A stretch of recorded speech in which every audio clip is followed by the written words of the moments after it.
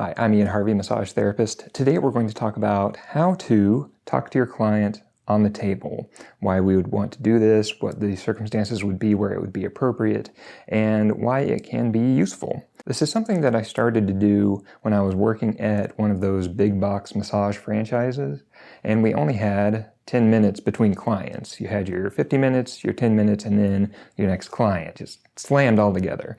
And that wasn't a lot of time to do anything like say hello or even introduce yourself. So what I started to do was take some of the things that I would put after the massage or before the massage, during the session, and I found that there were some benefits to that. Some benefits to educating the client about their own body while they're on the table that you just can't get by trying to, jam a whole lot of information after the massage when there's no teaching aids. And I know you could have a chart on the wall, but there's nothing like talking to your client about their muscles while you've got your thumbs sunk into an interesting point. For instance, while you're working on a client's rotator cuff, you can tell them what the heck a rotator cuff is. Most people don't know that their rotator cuff is a group of muscles because no one ever explains that. It just sounds like a cuff. By taking a moment to explain what you're doing and why you're doing it, that can bring the client more in touch with their own body, kind of gives them an idea about what's going on in an area that may have been kind of mysterious or even scary if they've been hurt there. It also brings them on board with your treatment plan and with your reasoning. If we stay opaque and it's difficult for a client to tell why we're doing what we're doing, sometimes it can seem like we're wasting their time. They don't know why we're working back here when they've got pain up here. They don't know why we're interested in their hips when the pain is in their low back. So by giving them this extra information, by showing them with our hands that there can be a correlation between these 2 points, we can bring them on board with why we're doing what they're doing. And that can have some interesting results. First of all, it can increase their satisfaction as a massage client.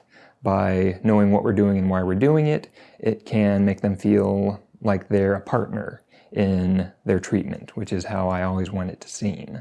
Second, by bringing them on board, that can increase their compliance with homework. And by bringing them on board with our thinking like this, that can be more effective than just saying, go stretch or go use a foam roller. We're telling them the why of it. By telling them a little bit extra, that can be enough to make them think, hey, this might be worth doing more of. Now, a big disclaimer, one thing that I don't want to do while I'm working on the client and they're kind of at my mercy, this person is here, they're trusting you with their body. What I don't want is to stigmatize them. I don't want to talk to them or frame things in such a way that they leave with a complex or with new worries about their body.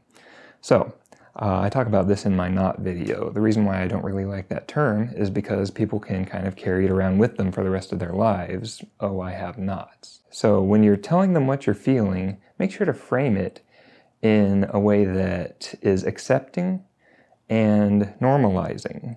And contrast that with, wow, you've got the tightest shoulders ever. That's not what I want to tell my client. Some people like hearing things like that because they think of it as a competition. But for other people, that will make them worry. That will be something that they think about for a long time. So when I talk to people about their body, especially while I'm in contact with it, realize that that is a vulnerable moment, that is a time of trust, and I want to give them a window into their body without making it seem scary or weird. And on that note, just realize that it is possible to overload a client with information.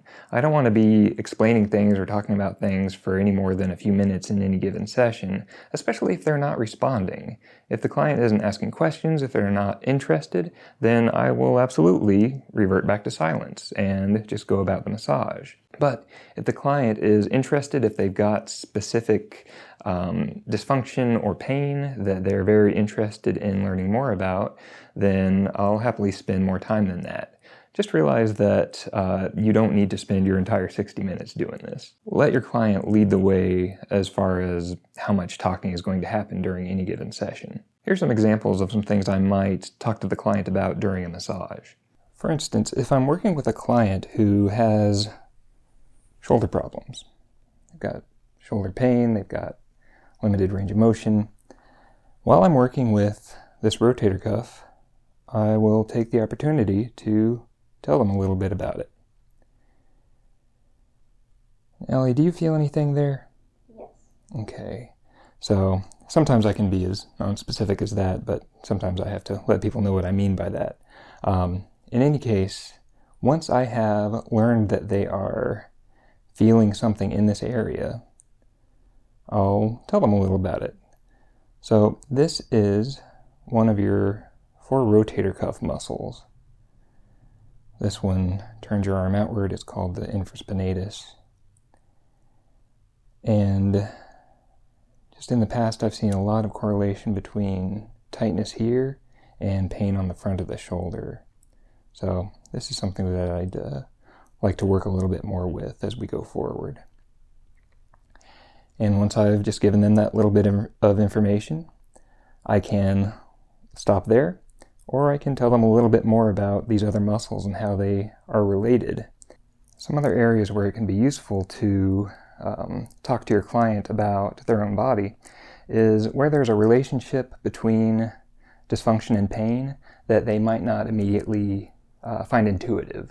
So if someone tells me about their low back and they've given me permission to work with their hips, I'll let them know that what I'm sinking into right now is the gluteus maximus, and there can frequently be a relationship between tightness here and tightness and pain in the low back.